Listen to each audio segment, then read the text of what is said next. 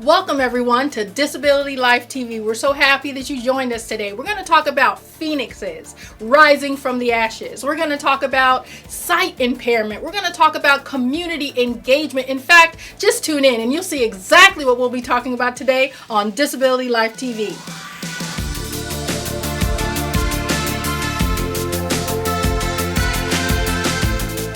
Disability Life TV is sponsored by Connor Dental Associates. Today on Disability Life TV, we have Dr. Ernest Hopkins. That's right, Dr. Ernest Hopkins has a lot going on. He's not just a doctor, he's also a minister, a community leader, and a friend. So join me today as we discuss community involvement. How do you activate your life, your community, your neighborhood, and the places where you make impact? So thank you very much, Dr. Hopkins, for joining us today. How are you? I'm fine. I'm glad to be here. I'm glad to have you here. It's been a while. We've been trying really hard to get you on the show. Yes. So I'm really glad that you were able to come today. But more than that, I'd like to introduce you to the Disability Life TV viewers. And I'd like to do that by talking a little bit about your humble beginnings. Tell me about where you grew up. So I'm originally from Washington, D.C., lived several years in the Baltimore, Washington metropolitan area, moved to the Atlanta metro area in 1997. So at this point, I'm now from Georgia. How long has it been? How long have you been in the state of Georgia? It's been about 15 years. Okay, so he's officially a peach, basically, right? Fuzzy, peachy, Yes, yeah. Good. So I'd like to talk a little bit about your invisible disability. Now, most people looking at him directly probably say, excuse me, Dr. Hopkins, disability, is that possible? Let's talk a little bit about that. Do you mind sharing with the audience? Not at all. So I am a person living with a disability. My disability is that I'm visually impaired. And so for me, I've lived with an invisible disability most of my life, except for when I was 5 years old. What happened at 5 years old? So you weren't born with a disability? So I wasn't born with a disability. Okay. Actually, it actually is, I'm a victim of child abuse. Wow. Yeah. Let's pause for that. Yeah. Okay. Sure. Are you comfortable talking about that? I'm absolutely. You're helping a lot of people, so I appreciate that. Yeah. So let's talk about what happened at the age of 5. At the age of 5, I was a child that was brutally abused by my mom. Okay. And at that time, it's in the 60s. Wow, the 60s. See, so I wouldn't have told so my age. Child abuse wasn't. It wasn't considered abuse. It wasn't even considered abuse. Yeah, it was discipline. And then PTSD. If your mom had PTSD, it wasn't really out there as far as something that people were really talking about. Okay. It is believed that she suffered PTSD, and I was the firstborn, and I was terribly, brutally abused as a kid. Got it. And so at the age of 5 years old, my mother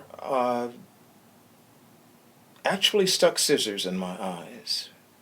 And I was 5 years old, and I was able to get out by knowing that my heroes were firemen. Oh, wow. In firehouses. What brings a fireman to your house? An emergency? A fire? A fire. A fire. And I was a kid, I was actually a kid that was locked up in closets.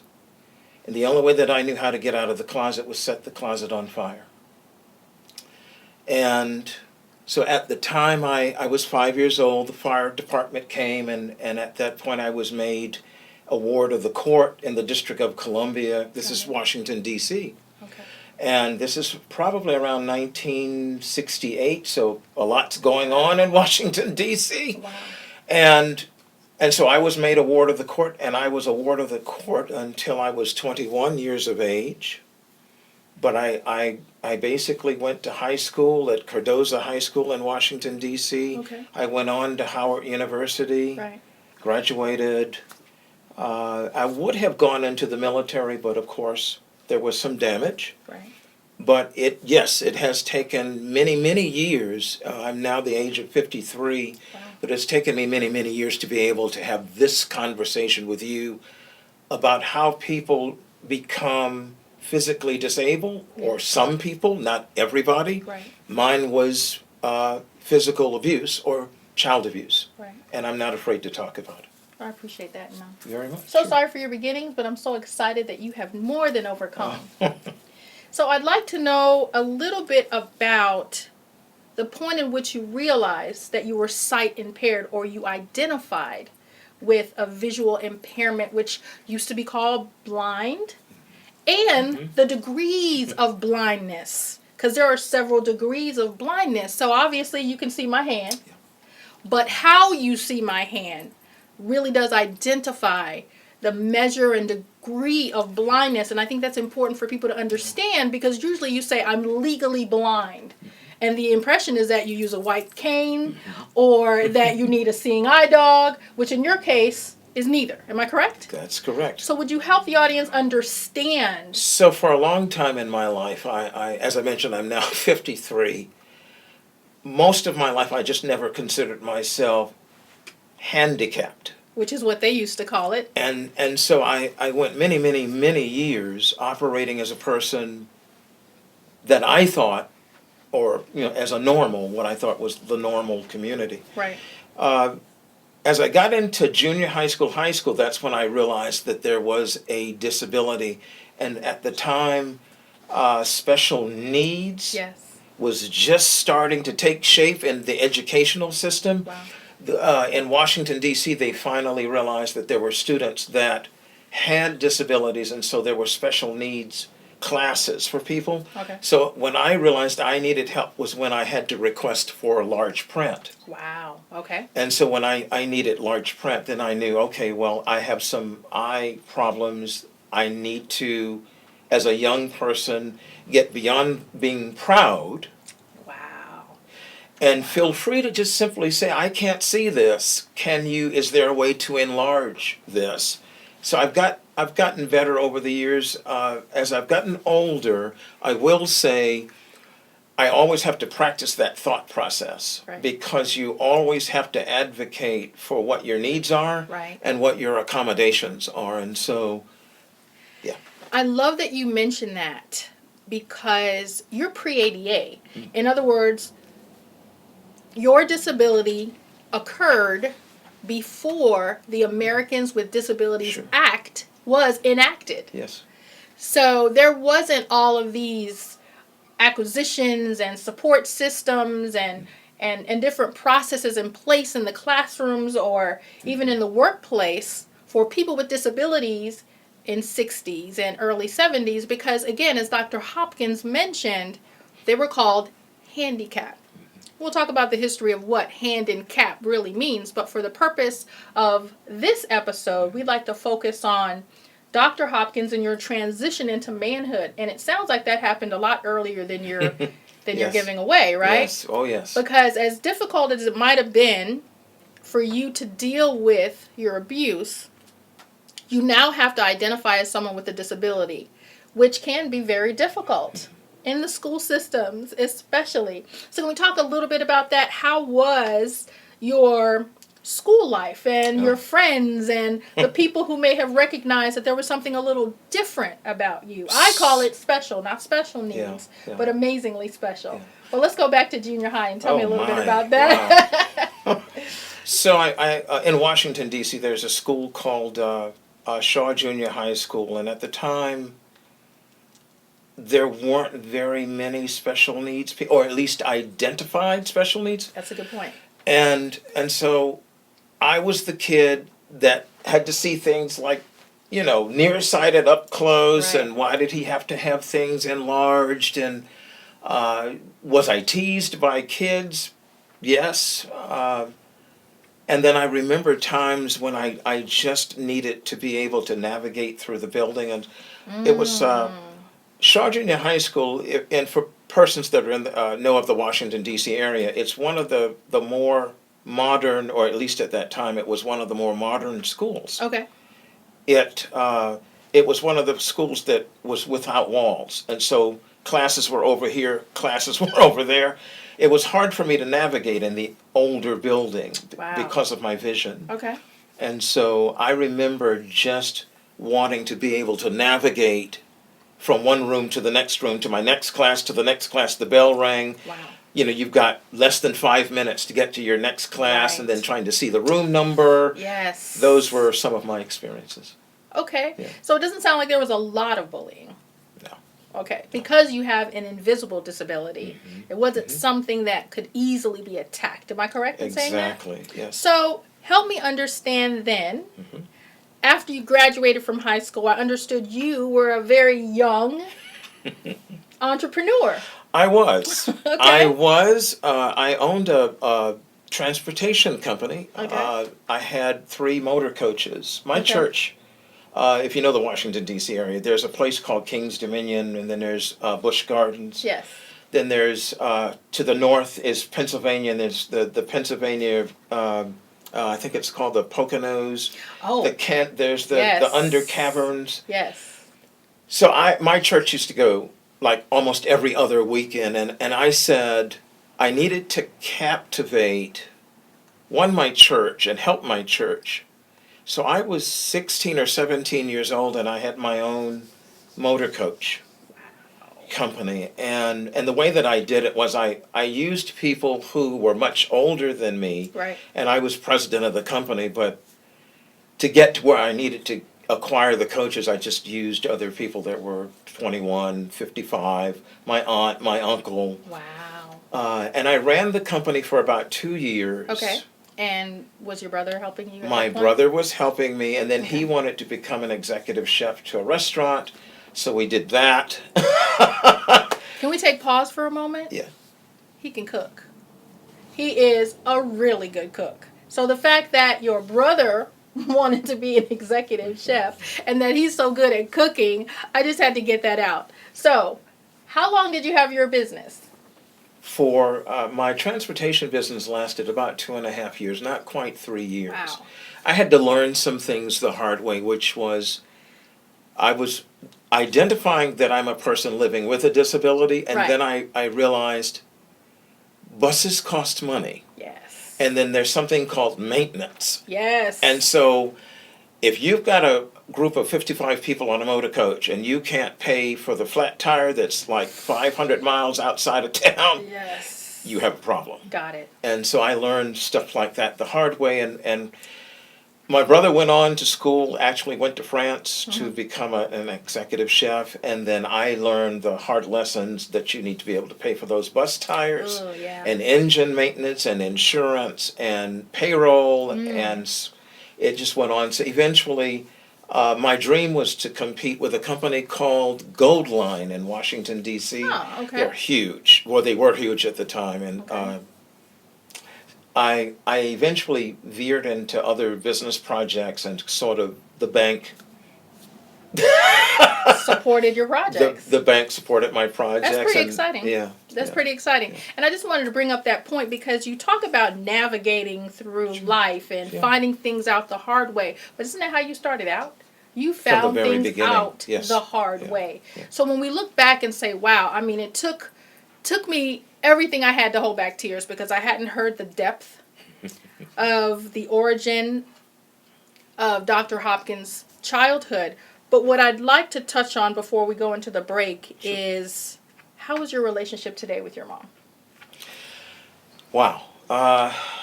It's on and off. My mother is 16 years older than me, so Wow. she could almost be my elder sister. Right. But it is very good. We don't communicate as much as we should. And it's because I am busy, Right. and I guess because I wasn't raised with her. I Right. was raised by a wealthy aunt, Okay. that kind of took on being the foster parent. Oh, what a blessing. And the foster parent basically trained me that education was going to be important, and that you can overcome, at the time she used the word handicap, Right. that I was greater than the handicap, and that I could Wow. overcome the handicap, continue to Like that. educate myself. And she said, as long as you speak well, Which he does. you would automatically overcome any obstacles. And so I was always taught to speak well, write well, and listen. And so I just got good at doing that. And and being able to hear people and listen. So. I know you're as captivated as I am. This has been, it's just been a very quick first half of our show, but we do need to break for our sponsors. And I would like my guests to just recover and refresh with water provided by O'Charlie's. We're excited about that, and we invite you to sponsor us, to have your advertisements on our show, and to help us support people like Dr. Hopkins and others who are joining us. So hold on tight. We'll be right back. Connor Dental Associates, full-service dentistry, providing orthodontics, implants, laser dentistry, and general care, set in a calm and relaxing environment. Our experienced dentist and staff are here to maintain your dental health, improve your appearance and quality of life. Compassionate, professional, and informative. Ask about our core whitening system, servicing insured and non-insured patients of all ages. Located in Kennesaw, near I-75. Call today and experience the difference for yourself. Welcome back to Disability Life TV, and let's take a moment to thank my sponsor, Connor Dental and Associates in Kennesaw, Georgia. Thank you so much for sponsoring the show. Before the break, we were talking about Dr. Hopkins. We talked about forgiveness.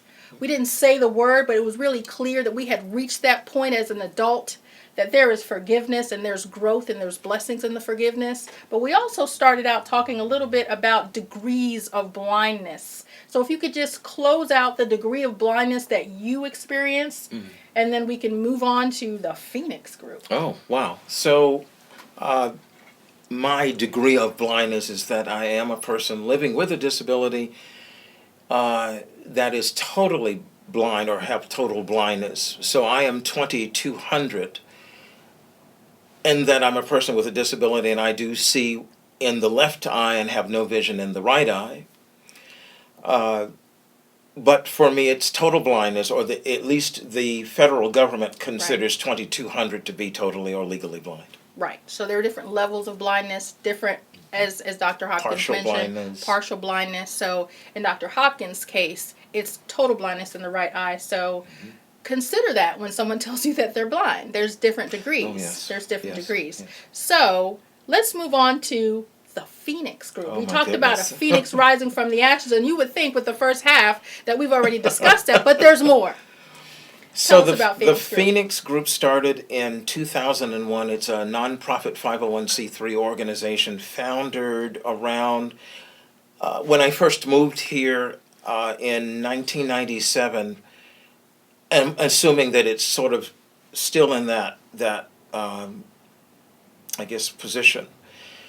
The city of Atlanta, the Atlanta metropolitan area, had a high number of HIV statistics, or men who have sex with men.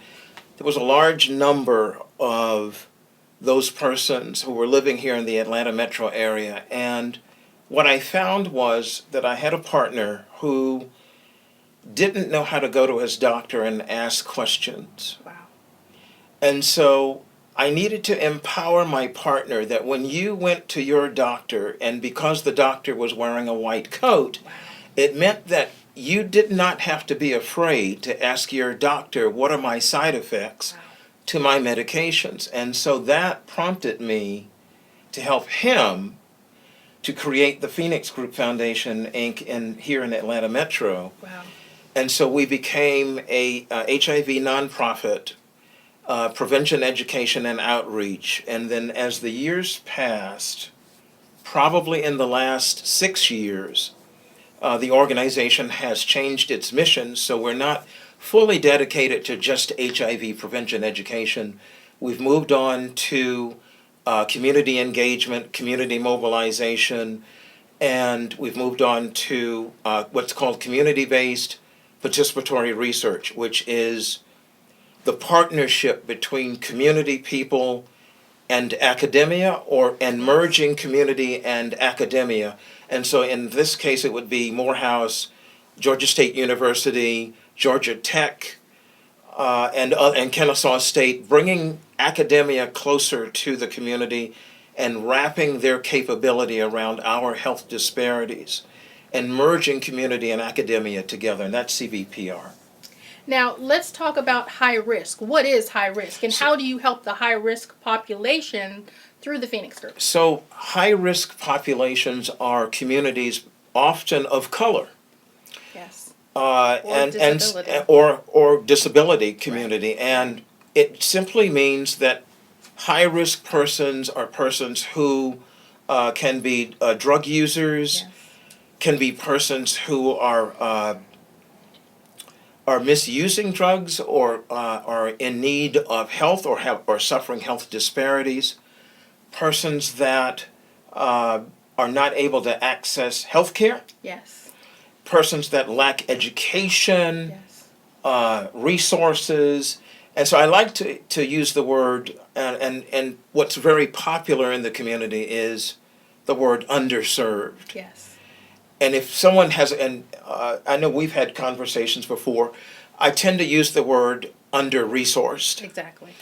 Under-resourced means that you are still empowered as a community, and underserved to me means that somebody took something from you, you were right. robbed of something, and you have been made less than. Right. Under-resourced is a little more empowering and sort of changes the demographic, Right. the description of what is community and high risk. And under-resourced is more of a global term. Yes. It's not something you've done to yourself, Yes. but a limited accessibility to something you need to live. Yes. And because we're using under-resourced, it now puts the onus not just on the individual, but the organizations, the community, the government. Yes. Because Very true. underserved are not people who don't want to get better. They just don't have either the education or access to what they need to get better. So I asked the question specifically around high risk because it's the most common word that's being used. But if you would please consider the word underserved and under-resourced as some of the more progressive words to be used, because they better explain the situation. It's a world that most people will never experience, but it's a world that lives parallel to the world you may live in, and it's important to know your neighbor. We are your neighbors. Yes. We are your business owners. Yes. We Yes. are your TV hosts. So it's important to get to know everyone, and that's why we are so excited that the BizLinks TV network has allowed us to have Disability Life TV and guests like Dr. Ernest Hopkins. Now, you're always doing something. I'd like to expound on what you said earlier to include Morehouse College, which is right here in the city of Atlanta, state of Georgia. Mm-hmm. Tell us about your affiliation with Morehouse College. So in the last couple of years, I'm now the chairman emeritus or chair emeritus to what is the Community Engaged Research Program. Right. Again, it's about merging researchers and community together in partnership so that you Right. can address issues like health disparities. And health disparities are high blood pressure, diabetes, colorectal cancer. Those are health disparities. And so what was important about that group was getting researchers who were doing research in diabetes or high blood pressure and merging the community with the researcher to address or decrease those health disparities in a high-risk community. So tell me about CHLP. Did I get that right? Community Health Leadership Program is a division of the Satcher Health Leadership Institute at Morehouse School of Medicine. I'm a graduate, I'm an alumni, and I graduated in 2012. And I've got to say it changed my life. And if you're out there and you're a community person, I have to recommend, and if I'm allowed, Please. you have to try Satcher Health Leadership Institute Community Health Leadership Program. If you go to the Morehouse School of Medicine website, just punch in Community Health Leadership Program and it'll come up. There's an application, but it changed my life. And it's free. And it's free. Hello. And at the time they would give you, some funds to actually put in your own pocket towards your own organization. Right. But the beauty of it was that it allowed me to see my community from a different perspective. Many community-based organizations will tell you what you need as a Right. community. Right. And Satcher Health Leadership Institute and the Community Health Leadership Program trained us to assess the need of the community and not go into the community telling them what they need. I love that. And so we sort of have changed the way that works. So an example of that would be a food desert. Can you Yes. tell me what a food desert is? Oh my goodness. So if you're not within 1 mile of a grocery store in your community, you live in a food desert. If your community is surrounded by just convenience stores that don't sell fresh Produce, fruits and vegetables, healthy meals. yes, you're in a food desert. So most of Atlanta is pretty much a food desert. And so if you're not within like a good mile of a super Walmart or any grocery store that sells fresh fruits and vegetables, you're in an at-risk community, and it's called or termed as a food desert. And there are many other terms Yes. that you can find out more about, but I think that is major, because going back now to a community that doesn't have access, that affects your health. Yeah. It affects the health of your unborn children. It affects your personality. And you wonder now why we felt the new name, which is what? Underserved. Under-resourced. Or under-resourced is better than underserved. See, I've got to get used to the new name. But this is why it's so important to recognize just the little things that most people don't even have a problem with, because you can jump in your car and drive 10 miles if you need to, but someone with a disability or who doesn't have a vehicle would have to walk. Yeah. So, as we close out, and this is so hard for me to do because you have so much more going on, what in the world is an UDPAG? UDPAG. UDPAG? UDPAG. Okay. So, the Union of Disability Professionals and Advocacy Guild is founded by leadership that came out of the Centers for Leadership and Disability, CAC, and a program called My Voice, My Participation, My Board. Funded by which university? Centers for Georgia State University. Yes. So we're all, or I'm also a participant. I serve on the board for the Community Advisory Council for Georgia State Centers for Leadership and Disability. And as community people, because my brain automatically goes back to the community. Always, yes. We needed to have something that represented us. We needed to be able to control data and information. And a lot of times, because of my experience in community engagement, institutions are often famous for going into the community and doing a survey, and then they abstract the information, and then they never share it with the community. Right. The Union of Disability Professionals for Persons with Disabilities in Georgia was designed that we would have control over our own data as it relates to our communities. We are currently surveying communities all throughout the state of Georgia, Yes. utilizing a survey that did come out of Morehouse School of Medicine by Dr. Aileen Booker, PhD. She's a member of the Satcher Health Leadership Institute team, and we use the windshield survey to survey the entire state and at-risk communities and communities throughout the entire state of Georgia. We want to be able to identify what are the needs of people who are living here in Georgia, and what are they lacking. So if you're living in a community that doesn't have sidewalks or green space, doesn't have an active hospital, you don't know where your nearest police department is as a person with a disability, we want to extract that information, but we want to control it as community people versus an institution. Right. And that's a powerful difference between owning your own information as a community and using it to educate others and empowering others throughout the state. And it's being disseminated in the very communities where the information was extracted. And the difference is, you may not know you live in a food desert. You may not know what you don't know.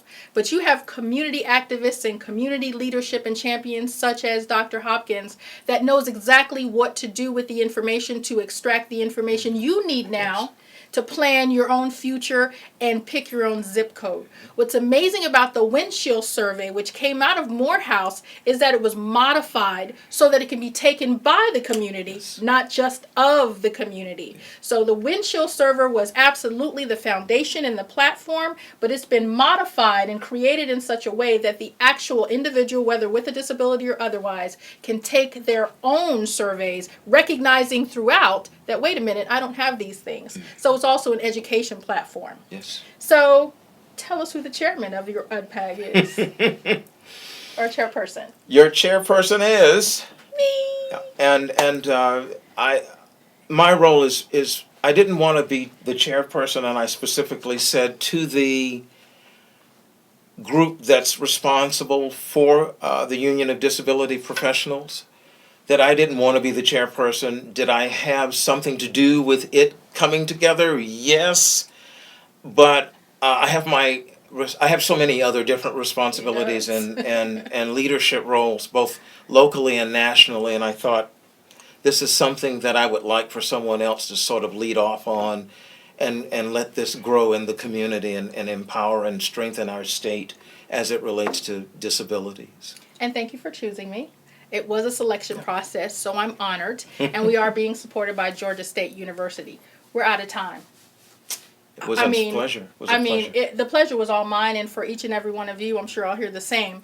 But on our show, what we do is we close out with a D-Life Diamond. So very quickly, in the remaining seconds we have, tell me the outtake. What is the gem, the jewel that you would like to leave with the Disability Life TV viewers? What is your D-Life Diamond of the day? Just one thing. That we are not broken as persons with disabilities. That we do things as other people do. We can work, we can play, we can live. We strengthen. We are business owners, we're politicians, we're leaders, we're strong, there are many of us, we vote, we are very responsible, and we're growing, and I do see a new future, a new horizon as it relates to people who are living with developmental disabilities in Georgia. That was awesome. Yeah. I didn't even pay him to say that. Thank you for joining us on Disability Life TV on the BizLinks TV network. We look forward to seeing you again soon. We love you for watching, and God bless.